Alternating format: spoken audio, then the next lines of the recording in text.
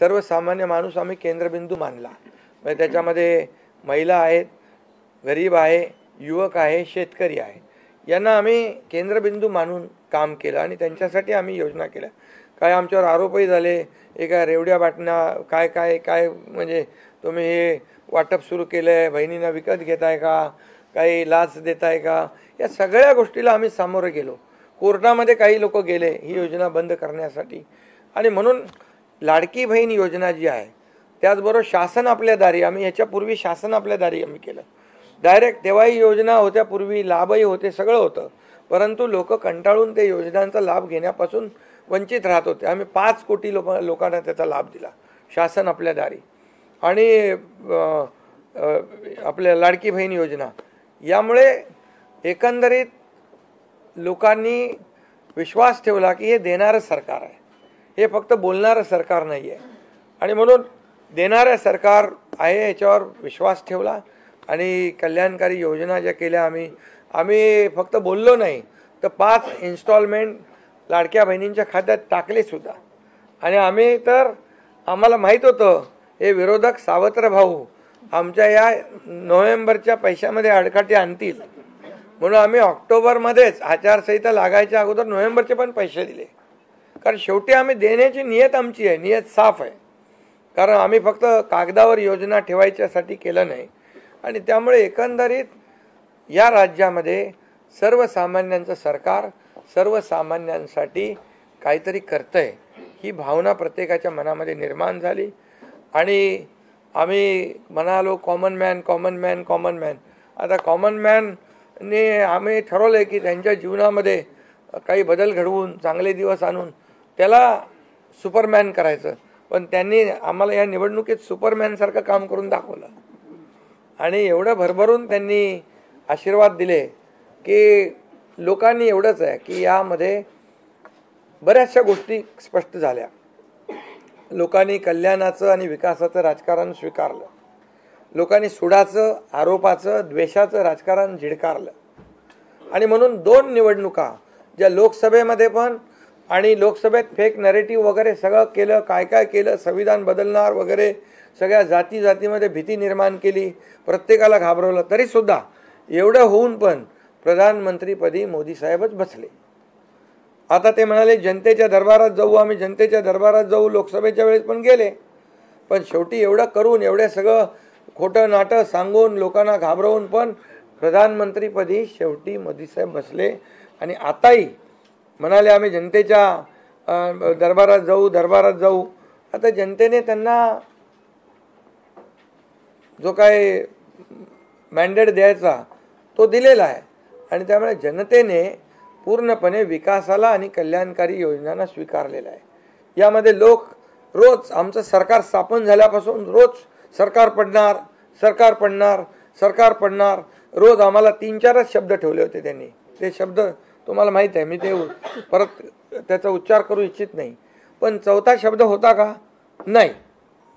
पण आम्ही त्याला आरोपाने उत्तर नाही दिलं. आम्ही कामातून उत्तर दिलं त्याला. आणि कामातून उत्तर दिलं आणि ते काम लोकांना भावलं की बाबा हे काम करणारे लोक आहेत आणि काम सर्वसामान्य लोक आहेत. मी स्वतःला काय समजायचो, CM म्हणजे चीफ मिनिस्टर, मी म्हणायचो कॉमन मॅन आहे. आता कॉमन मॅनमध्ये मी जायचो. आता आमचे दोन्ही उपमुख्यमंत्री दोन्ही आम्ही 24/7 काम करत होतो. आणि याच्यामुळे घरी बसून सरकार चालवता येत नाही, फेसबुकवरून सरकार चालवता येत नाही, हे स्पष्ट झालेलं आहे. मतदानाची टक्केवारी वाढली, आमच्या लाडक्या बहिणींची टक्केवारी वाढली. आतापर्यंत महिलांचं टक्केवारी कमी असायची पुरुषांपेक्षा, पण यावेळेस ती टक्केवारी जास्त आहे. आणि म्हणून लाडक्या बहिणी आमच्या ज्या आहेत त्या लाडक्या बहिणींनी सावत्र भावांना चांगला जोडा दाखवलेला आहे. आणि आम्ही म्हणायचो ना, खोडा घालणाऱ्यांना जोडा दाखवा. तर एकंदरीत ही निवडणूक जी आहे, ही निवडणूक विकासाच्या अजेंड्यावर, कल्याणकारी योजनांच्या ह्याच्यावर आणि जे विचार आहेत, आज आमचे शिवसेना म्हणून बाळासाहेबांचे विचार आहेत, दिघे साहेबांची शिकवण, मोदीजींची जे काही जो त्यांचा सपोर्ट आहे, केंद्राचा सपोर्ट आहे, या सगळ्या गोष्टी ज्या आहेत या निवडणुकीमध्ये कामी आल्या. शेवटी लोकांना काय पाहिजे? लोकांना शिव्याशाप नको आहेत. लोकांना आरोप प्रत्यारोप नको आहे, लोकांना सुडाचं राजकारण नको आहे. लोकांना हवं आहे डेव्हलपमेंट हवं आहे आणि विकास विकास आणि विकास यावर आम्ही भर दिला. आणि आज त्यामध्ये किती आरोप केले, खोटे बोला, आपण रेटून बोला. आता अजितदादा मगाशी म्हणाले की तुम्ही पण काय काय ते बातम्या अशा सकाळी तर अशा बातम्या चालल्या होत्या की बोला आमचा काय कार्यक्रम होतो का काय, आमचा करेक्ट कार्यक्रम करायचं चालू होतं. तर याच्यामध्ये खूप चांगलं निर्णय झाला, चांगला एक आपला ऐतिहासिक विजय झालेला आहे आणि त्यामुळे खऱ्या अर्थाने आमची जबाबदारी वाढलेली आहे. आता या सगळ्या ज्या काही जे घेतलेले आम्ही निर्णय आहेत, हे आमचा एकही निर्णय कागदावर राहिलेला नाही. मी त्या सगळ्या निर्णयात जाऊ इच्छित नाही, पण एकही निर्णय आम्ही कागदावर ठेवला नाही. कुठली योजना आहे ती कार्यान्वित केली आम्ही. आणि त्यामुळे जो लोकांचा विश्वास, शेवटी यापूर्वी देखील आपण पाहिलं की काँग्रेस सरकार ज्या ठिकाणी असतील त्यांनी किंवा महाविकास आघाडी ज्यांनी ज्यांनी काही निर्णय घेतले, काही आश्वासनं दिली, ती पाळली नाहीत. आश्वासनं दिली, नंतर कर्नाटकमधलंच आश्वासन घ्या, हिमाचलमधलं घ्या, आपल्या राजस्थानमधलं घ्या पूर्वीचं, की त्यामध्ये आश्वासन दिल्यानंतर निवडून आल्यानंतर केंद्राकडे पैसे मागायला लागले. आमच्याकडे पैसे नाही, हमारे पास पैसे नाही आहे. असं आम्ही केलं नाही. आम्ही जे बोललो, आमची हातपाय काय म्हणतो त्याला पांघरून पाहून आम्ही ते आम्ही अंतरून पाहून पाय पसरले. आणि ज्या योजना आम्ही केल्या, या योजनांचं पूर्णपणे त्याच्यामध्ये कुठलीही योजना बंद होणार नाही याची आम्ही काळजी घेतली.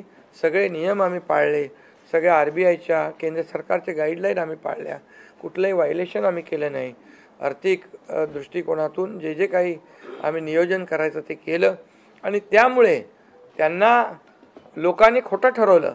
ते आम्हाला म्हणाले तुम्ही लाडकी बहीण योजना देताय, पैसे कुठून आणणार, पैसे कुठून हे फसवं आहे. आणि त्यांनीच आमची योजना चोरून नंतर त्यांच्या वचननाम्यामध्ये टाकली. मग तुम्ही कुठून आणणार. म्हणजे लोकांना कळलं की हे फक्त बोलतायत, करणार नाहीत आणि विश्वासाचा भाग आहे. आम्ही 2-2.5 वर्षामध्ये जे करून केलं ते लोकांसमोर आहे. आम्ही कुठलंही काही याच्यामध्ये लपवाछपवी केली नाही. जे आहे ते स्पष्टपणे आम्ही मांडलं लोकांच्या समोर. लोकांच्या दरबारामध्ये आम्ही गेलो आणि लोकांना काम आवडतं, लोकांना विकास पाहिजे, लोकांना कल्याणकारी योजना पाहिजेत, ते आम्ही देण्याचा प्रयत्न केला आणि विकासाकडे या राज्याला नेण्याचा आम्ही प्रयत्न केला. यामध्ये केंद्राचा आम्हाला खूप मोठ्या प्रमाणावर सपोर्ट मिळाला. 10 वर्षामध्ये मी तो आकडा अगोदर पण मी सांगितला होता. मनमोहन सिंग प्रधानमंत्री होते, 10 वर्षात राज्याला त्यांनी 2 लाख कोटी दिले. पण यावेळेस 10 वर्षामध्ये मोदीजींनी 10 लाख कोटी दिले. म्हणजे आताचं नवीन उदाहरण तर 76,000 कोटी वाढवण बंदर आहे, दिघी बंदर आहे. अशी म्हणजे डेव्हलपमेंटसाठी जे आहे, मग ते एअर कनेक्टिव्हिटी असेल, water connectivity, rail connectivity, road connectivity असेल, अनेक प्रकल्पांना जे काही पाण्याची योजना असतील आमच्या, त्या सगळ्याला खूप मोठ्या प्रमाणावर सपोर्ट केला. आणि त्यामुळे आम्ही या राज्याला विकासाकडे घेऊन जाऊ शकलो आणि लोकांना कल्याणकारी योजना आम्ही देऊ शकलो. आणि लोकांना आम्ही याच्यामध्ये मतं नाही, आम्ही लोकांची मनं जिंकलेली आहेत. आज लोकांना शेवटी काय विश्वास महत्त्वाचा आहे. विश्वासावर सगळ्या गोष्टी चालतात. तुम्ही काही सांगा आणि नंतर त्या हात वरती करा, अशा प्रकारचं काम आमच्याकडून झालं नाही. आणि त्यामुळे आम्ही काम करणारे लोक आहोत, कार्यकर्ते आहोत आणि म्हणून आम्ही 24/7 काम केलं. जेव्हा जेव्हा शेतकरी अडचणीत आला तेव्हा तेव्हा त्याच्या मागे आम्ही उभं राहिलो, त्याला वाऱ्यावर आम्ही सोडलं नाही. आणि त्यामुळे जो सर्वसामान्य घटक जेव्हा जेव्हा अडचणीत आला त्याच्या मागे आम्ही उभं राहण्याचं काम केलं. त्यामुळे एक प्रकारचं हे सरकार जे आहे, एक पाठीराखा सरकार, एक सरकार जे आहे हे सर्वसामान्याला न्याय देणारं सरकार आहे. जनतेच्या पाठीमागे ताकदीने उभं राहणारं सरकार आहे. जसं आमच्या मागे केंद्र सरकार ताकदीने उभं राहिलं, तसं आम्ही जनतेच्या मागे उभे राहिलो. आणि म्हणूनच आम्हाला हा असा प्रचंड दैदिप्यमान हा विजय मिळालेला आहे. आणि आम्ही या विजयाचं श्रेय जे आहे आमच्या मतदारांना देतो, जनतेला देतो. जे आमचे महायुतीचे सर्व कार्यकर्ते आहेत त्यांनी मेहनत घेतली आहे त्या सगळ्यांना देतो.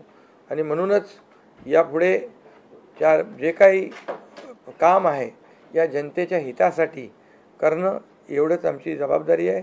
त्यामुळे पुन्हा एकदा मी आपल्या सगळ्या पत्रकारांना मनापासून धन्यवाद देतो, आपलेही आभार मानतो. आणि आता इथून पुढे तुम्ही खऱ्या चांगल्या बातम्या दिल्या तर तुमचा TRP वाढत जाईल. आमचे प्रकल्प जे आम्ही सुरू केलेत त्याच्या बातम्या द्या, लोकांच्या फायद्याचे जे प्रकल्प आहेत त्याच्या बातम्या द्या. वाचाळवीरांच्या बातम्या देऊ नका.